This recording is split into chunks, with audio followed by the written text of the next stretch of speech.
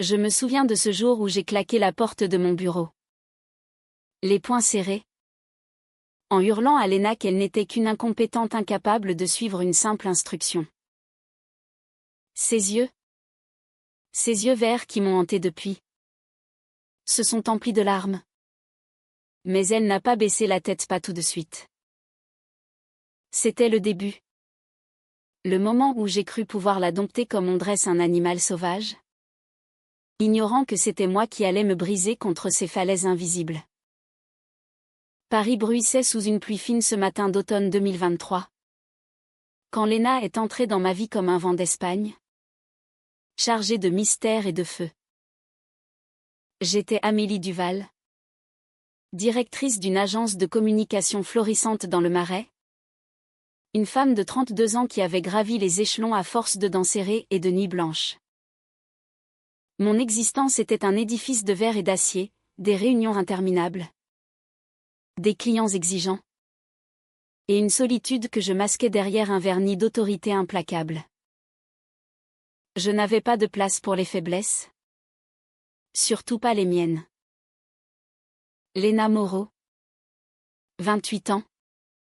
Fraîchement diplômée d'une école de commerce à Madrid, d'où son accent chantant qui évoquait les guitares flamenco et les nuits andalouses, postula pour le poste d'assistante personnelle.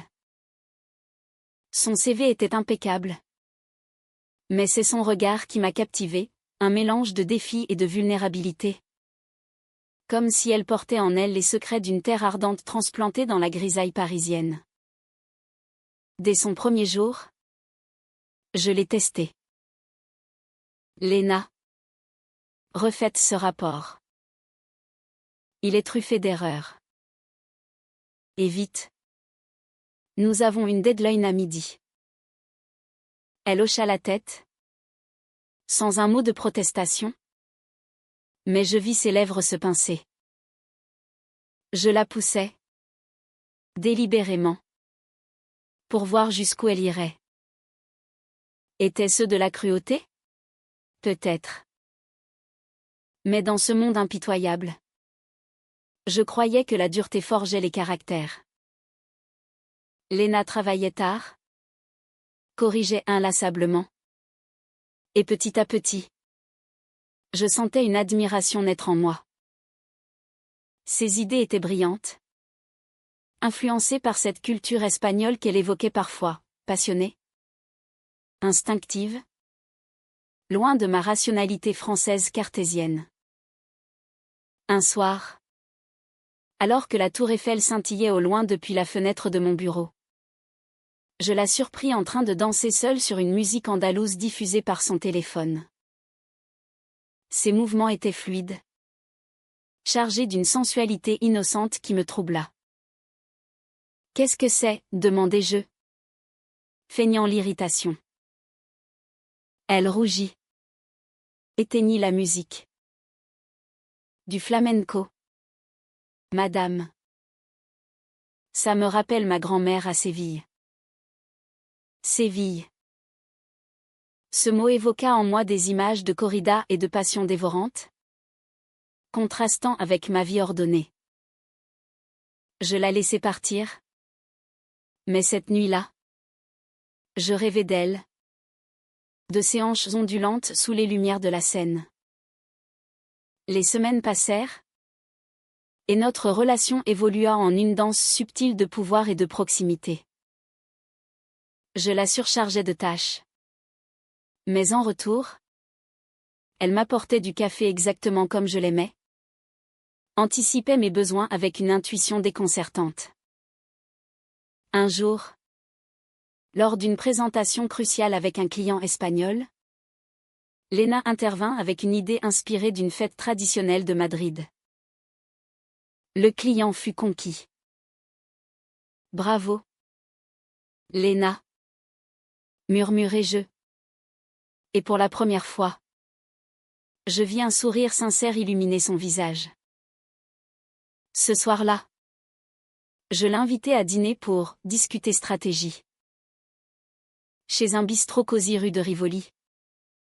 Nos conversations dérivèrent vers le personnel. Elle me parla de son enfance partagée entre Paris et l'Espagne, De sa mère française et de son père andalou. Décédé trop tôt. Il m'a appris que la vie est une passion ou rien. Dit-elle. Ses yeux brillants. Je sentis une fissure dans mon armure. Moi, qui avais fui toute émotion depuis la trahison de mon ex-compagne. Une relation toxique qui m'avait laissé méfiante envers l'amour. Mais le doute s'insinua. Léna cachait quelque chose. Je la surpris un midi à chuchoter au téléphone en espagnol. Le ton urgent. Presque paniqué. No. No puedo. Es complicado aquí. Qui était-ce? Un amant? Une rivale? Ma jalousie naissante me surprit. Je commençai à l'observer plus attentivement, notant ses absences inexpliquées. Ses regards fuyants. Était-elle loyale? Ou jouait-elle un double jeu? Dans mon monde, la confiance était un luxe rare. Un soir, je fouillai son bureau, une violation que je justifiais par ma position. Je trouvai un email crypté mentionnant un projet secret avec une agence concurrente. Mon cœur se serra. Trahison? Je la confrontai le lendemain. Léna. Expliquez-vous. Elle blêmit. Balbutia, ce n'est pas ce que vous pensez. Amélie. C'est personnel. Personnel? Dans mon bureau. Tout était professionnel. Je la mis à la porte pour la journée. Furieuse. Blessée sans l'admettre. Pourtant, cette nuit-là, seule dans mon appartement haussmannien, je réalisais que ma rage masquait une peur plus profonde, celle de perdre Léna. Non comme assistante, mais comme une partie de moi-même que je n'avais pas encore nommée. L'amour? Impossible. J'étais Amélie Duval, la femme de fer. Mais les souvenirs affluaient, ces rires étouffés lors de nos pauses. Ces touches accidentelles qui électrisaient ma peau. Était-ce cela? L'attraction interdite que je refoulais depuis des années? Ma propre orientation? Enfouie sous des couches de déni social et familial. En France, l'amour entre femmes était accepté. Mais dans mon cercle conservateur, c'était un tabou. Léna, avec son héritage espagnol passionné, semblait incarner tout ce que je craignais et désirais. Le lendemain, elle revint, les yeux rougis. Amélie, laissez-moi expliquer. Ce projet, c'est pour ma sœur à Madrid. Elle est malade, et j'essaie de l'aider financièrement en freelance. Je n'ai trahi personne. Sa voix tremblait, chargée d'une vulnérabilité qui me transperça. Je la crus. Ou du moins, je voulus la croire. Mais le doute persistait, comme une ombre andalouse sur les rues parisiennes. Notre relation devint tendue, un mélange de professionnalisme forcé et de regards volés. Je la poussais plus fort, espérant qu'elle craque et parte, me libérant de cette tourmente intérieure. Pourtant, elle restait, tenace comme un olivier sous le vent. Un week-end, je l'envoyai à une conférence à Lyon. À son retour, elle semblait changer. Plus distante. Tout va bien, demandai-je. Elle hocha la tête.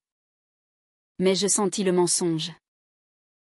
Ce soir-là, je la suivis, une folie que je regrette encore.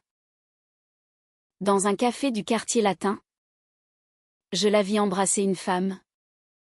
Une Espagnole aux cheveux de jais. Mon monde s'effondra. Trahison.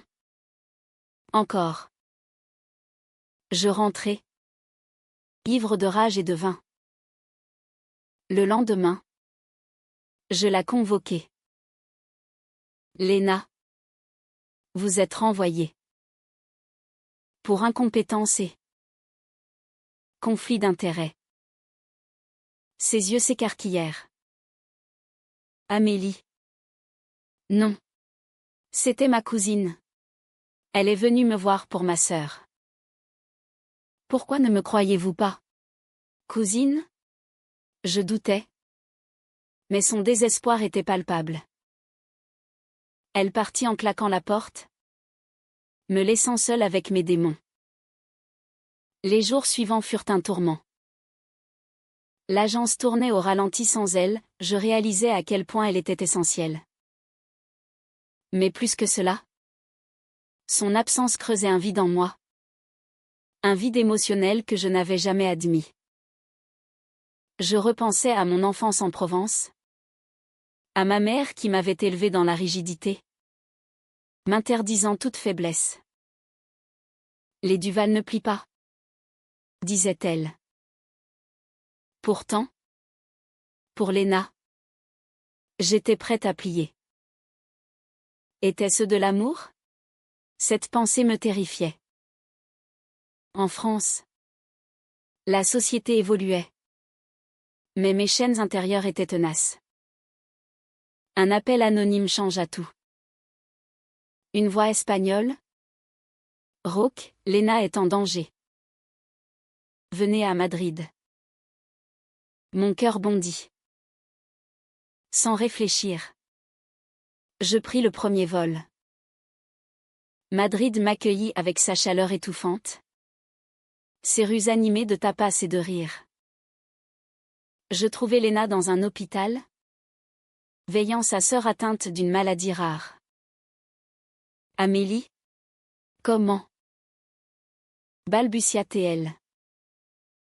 Je tombai à genoux. Pardonnez-moi. J'ai été aveugle. Elle pleura. Et pour la première fois, je la serrai dans mes bras, sentant son cœur battre contre le mien.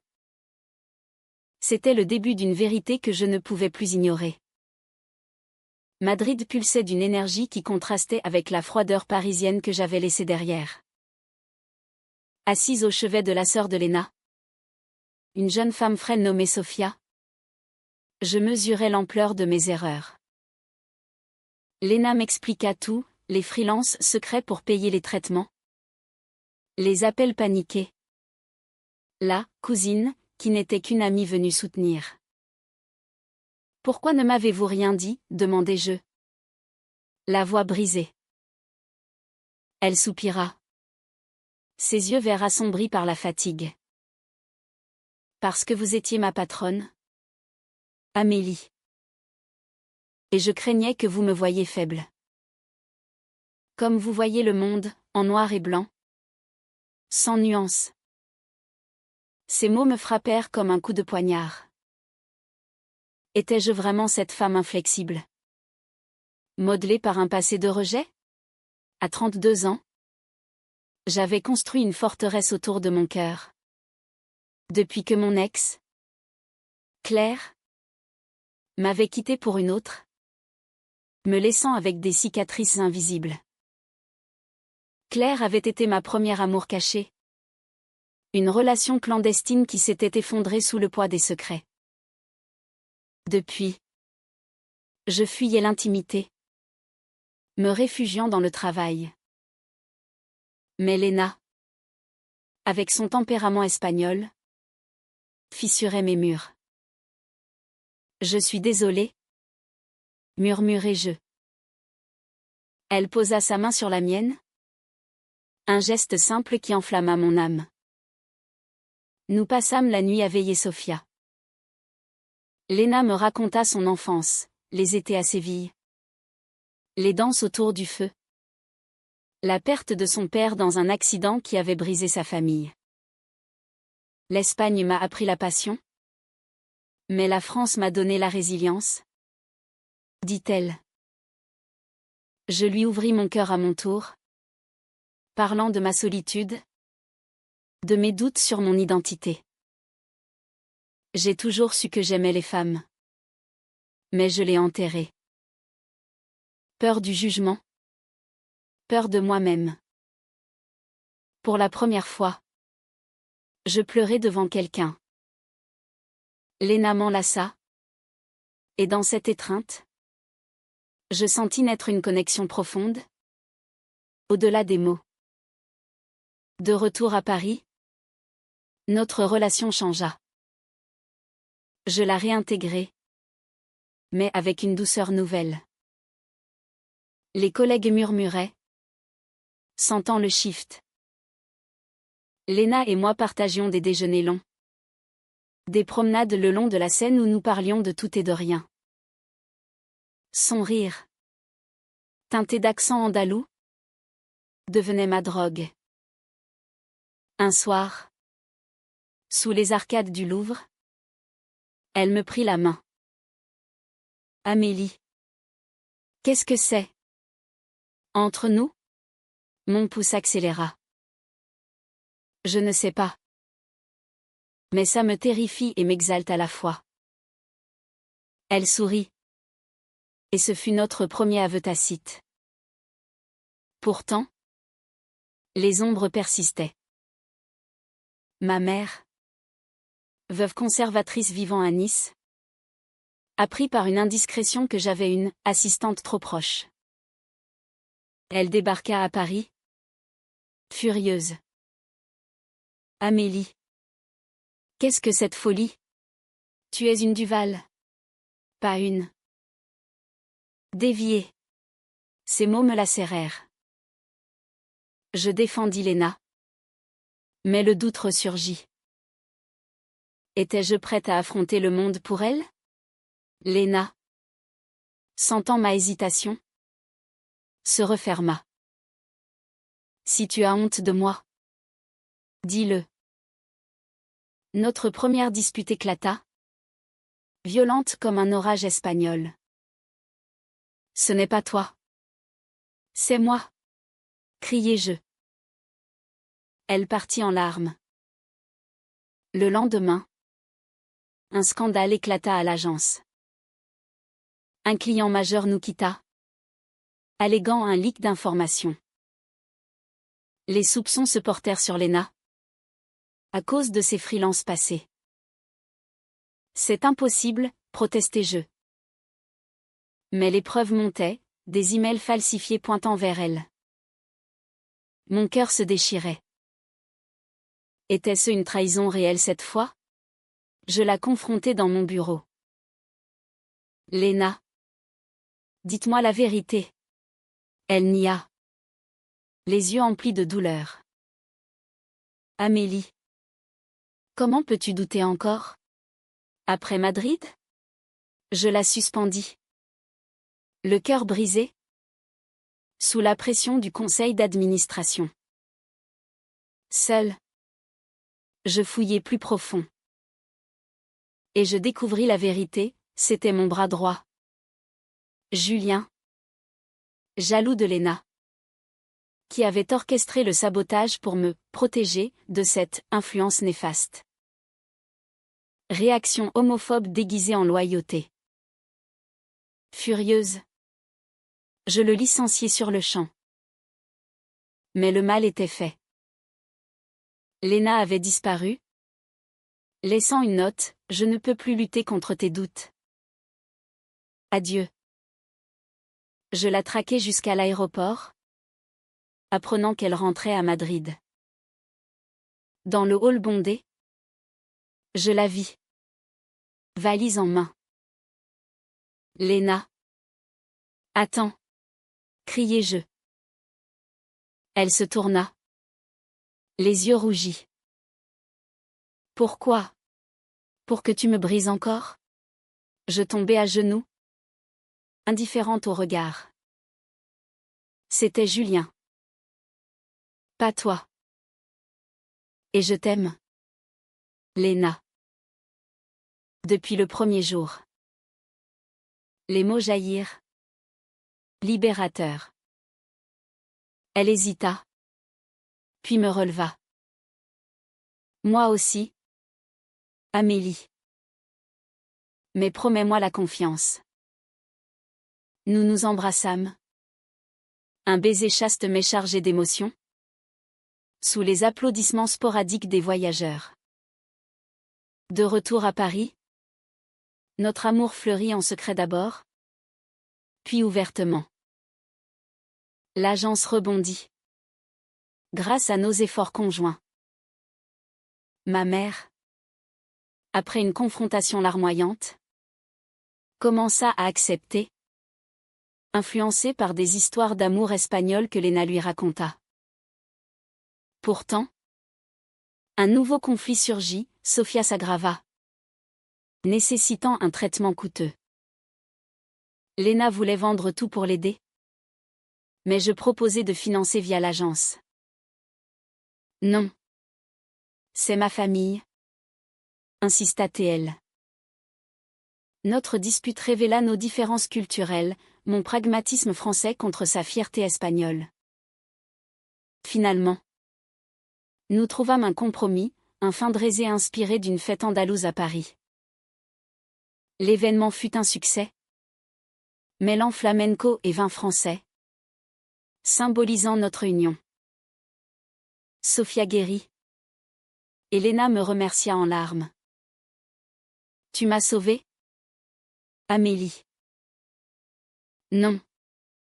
C'est toi qui m'as libérée, répondis-je. Mais le destin frappa à nouveau. Un soir, Léna reçut un appel, un héritage inattendu de son père, révélé par un avocat.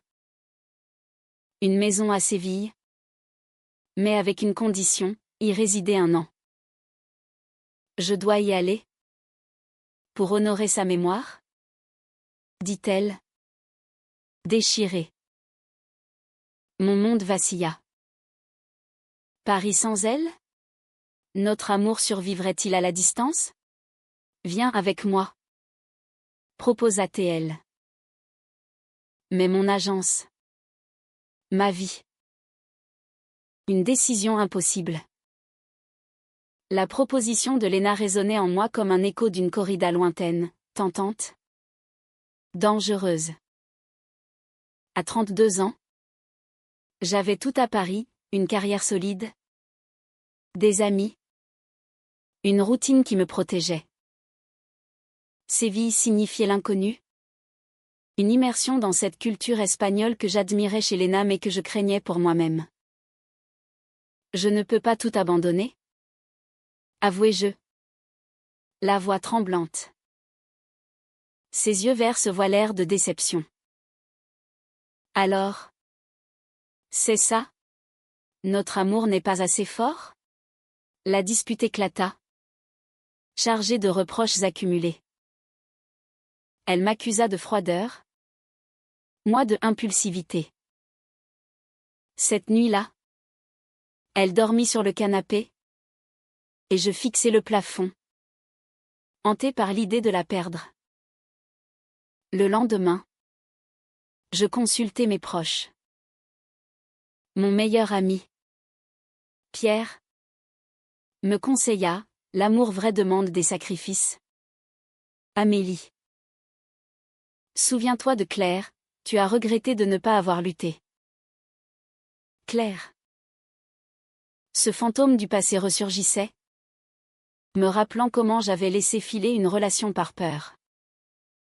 Léna. Elle.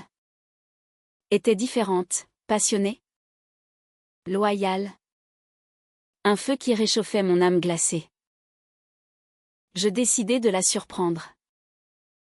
J'organisai un voyage à Séville pour évaluer la maison. À notre arrivée, la ville nous enveloppa de son charme, les orangers en fleurs, les patios ombragés, les sons de guitare flottant dans l'air. La maison était un joyau andalou, avec des azulejos bleus et un jardin secret. Léna y rayonnait, comme si elle rentrait chez elle. Imagine-nous ici, murmura-t-elle. Pour la première fois. Je l'envisageais. Pourtant, un secret enfoui refit surface. En fouillant la maison, Léna trouva des lettres de son père, révélant une liaison extra-conjugale. Sa mère n'était pas au courant, et cela expliquait des tensions familiales. Il nous a menti à tous, sanglota-t-elle. Je la consolai, mais cela raviva mes propres doutes sur la confiance. Était-ce un signe? De retour à Paris, Léna devint distante, rongée par cette découverte. Peut-être que l'amour est une illusion? Comme chez mon père. Ces mots me blessèrent profondément. Notre relation vacilla, ponctuée de silences pesants. Un soir, lors d'une fête d'anniversaire chez des amis, la tension explosa. Une ancienne collègue, jalouse, lâcha une rumeur: Amélie et Léna? C'est du temporaire? Comme toutes ces histoires. Léna, blessée, me confronta publiquement. Est-ce vrai? Suis-je juste une passade? Humiliée? Je niai. Mais le mal était fait. Elle partit furieuse, me laissant face à mes démons. Cette nuit-là, je errai le long de la Seine, repensant à notre parcours, des débuts conflictuels à cette passion dévorante. Je réalisai que sans elle, ma vie était vide. Le lendemain, je la retrouvai chez elle. Un appartement cosy dans le 11e arrondissement. Léna, pardonne-moi. Je suis prête à tout pour nous. Même Séville. Elle pleura, mais secoua la tête. Non. Amélie. J'ai décidé d'y aller seule. Pour réfléchir. Mon cœur se brisa. Était-ce la fin? Je la suppliai. Évoquant nos souvenirs, Madrid. Le baiser à l'aéroport. Les nuits parisiennes. Notre amour est réel. Pas une illusion. Elle hésita. Puis m'embrassa tendrement. Donne-moi du temps. Les mois suivants furent un supplice. Léna à Séville. Moi à Paris. Nos appels se raréfièrent. Je gérais l'agence d'une main tremblante, hantée par son absence. Un jour, une lettre arriva: viens me rejoindre. J'ai besoin de toi. Mon pouls s'emballa. J'organisai tout, délégation à un adjoint. Billet en main. À Séville. Elle m'accueillit avec un sourire timide. J'ai compris, sans toi. Cette maison est vide. Nous nous réconciliâmes dans le jardin, sous les étoiles andalouses, promettant une vie hybride entre Paris et Séville.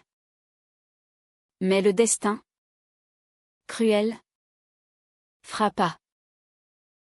Sofia, guérie, révéla un secret: elle avait simulé une rechute pour forcer Léna à affronter son héritage. Je voulais que tu trouves la paix avec papa, avoua-t-elle. Léna fut dévastée, se sentant manipulée. Tout le monde me ment, cria-t-elle. Notre relation chancela à nouveau. Je la soutins, mais elle me repoussa. Et toi, Amélie? As-tu des secrets? Je confessai alors mon passé avec Claire. Les détails douloureux que j'avais omis. J'avais peur que tu me voies faible. Elle pleura, mais comprit. Nous sommes toutes deux blessées. Mais ensemble, nous guérissons. Nous décidâmes de rester à Séville un temps, fusionnant nos mondes. J'ouvris une branche de l'agence là-bas, influencée par la culture locale. Lena enseigna le flamenco, trouvant un équilibre. Notre amour grandit. Plus profond, forgé dans les épreuves. Ma mère vint nous visiter, émue par notre bonheur. Je suis fière de toi, ma fille. Pourtant, un ultime conflit surgit, un investisseur parisien proposa une fusion qui exigerait mon retour permanent. Choisis. Amélie, carrière ou nous?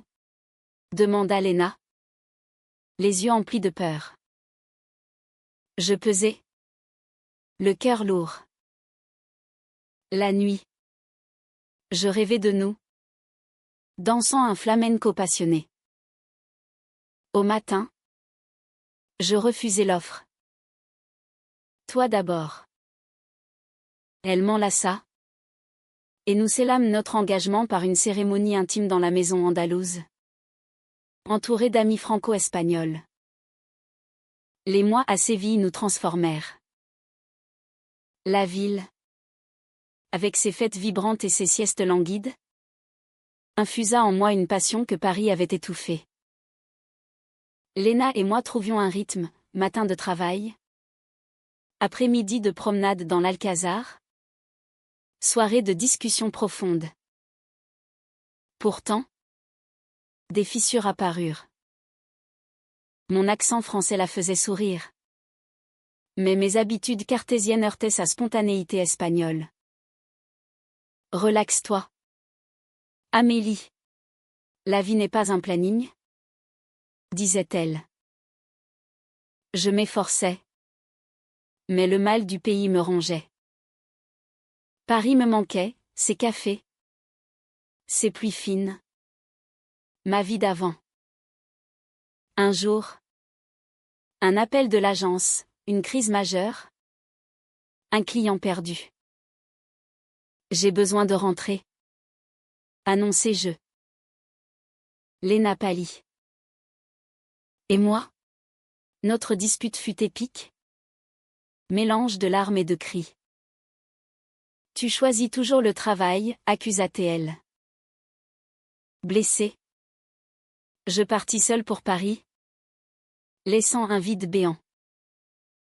Là-bas, je résolus la crise, mais sans elle, le succès sonnait creux.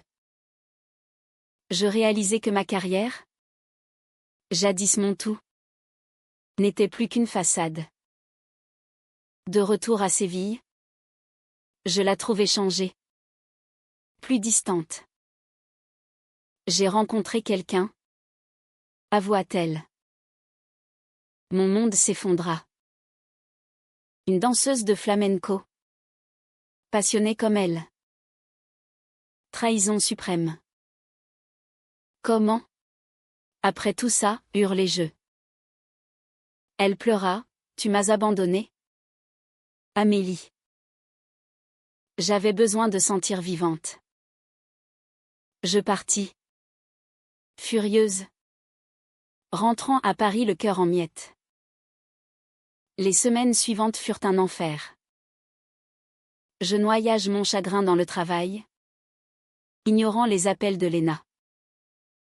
Ma mère, sentant ma détresse, vint me voir.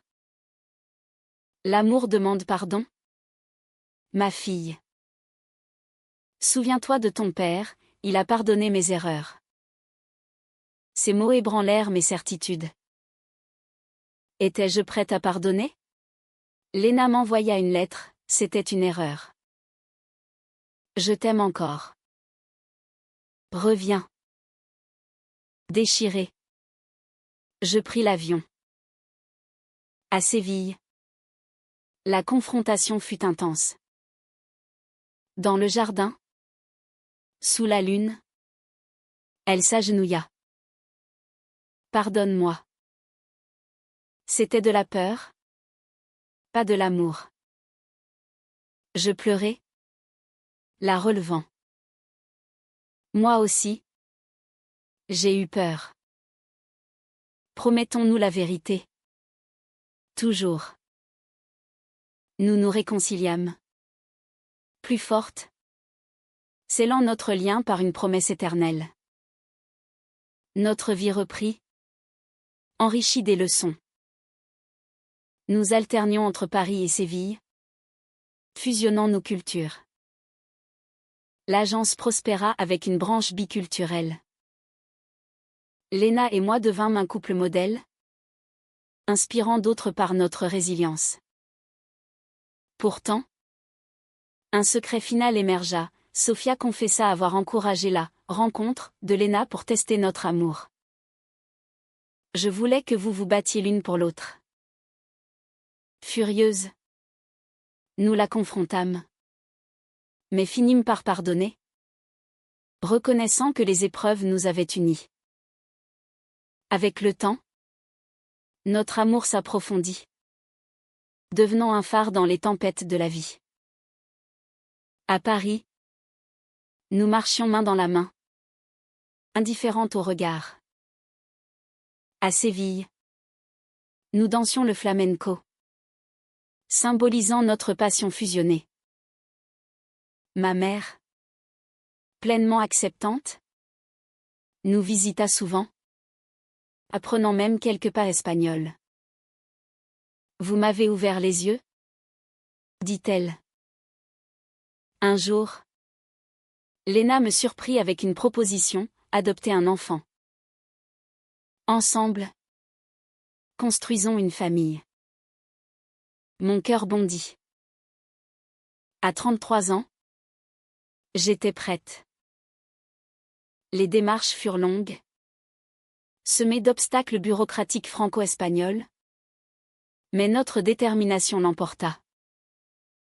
Nous accueillîmes une petite fille, Isabella, orpheline d'Andalousie.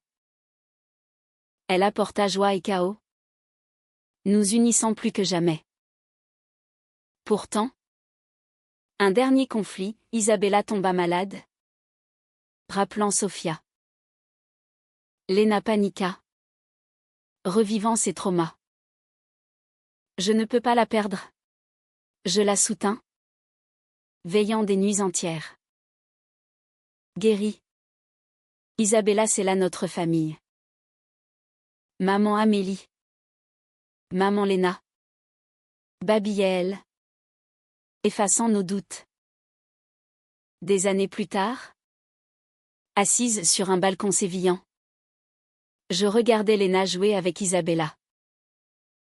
J'avais plié. Moi la femme de fer. Pour cet amour. Et dans cette inclinaison, j'avais trouvé ma force véritable. La vie. Mélange de passions espagnoles et de rationalité française, nous avait forgés.